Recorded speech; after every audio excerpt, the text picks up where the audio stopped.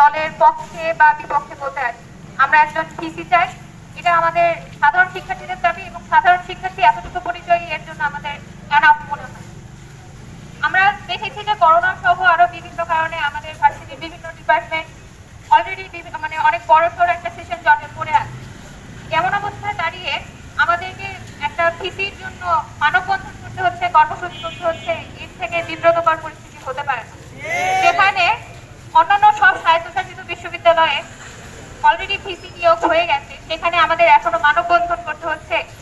এর থেকে লজ্জার পাবলিক বিশ্ববিদ্যালয়ের শিক্ষার্থী হিসেবে আমার মনে হয় না যে আর কিছু আছে।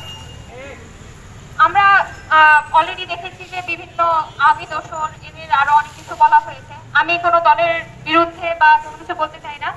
আমি মনে করি শুধুমাত্র আওয়ামী দোষর না, যে কোনো দলের দোষর, যে কোনো দলকানা লোক যাতে ভিসি হিসেবে না আসে।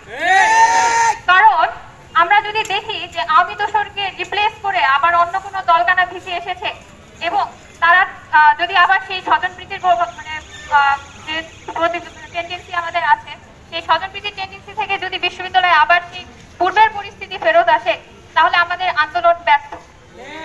অতএব কোন আওয়ামী দোষরকে উল্লেখ না করে যে কোনো দলকানা ভিসি না আসুক মানে আমাদের ইউনিভার্সিটিতে, এরকম দাবি আমাদের আসা উচিত বলে আমি মনে করি।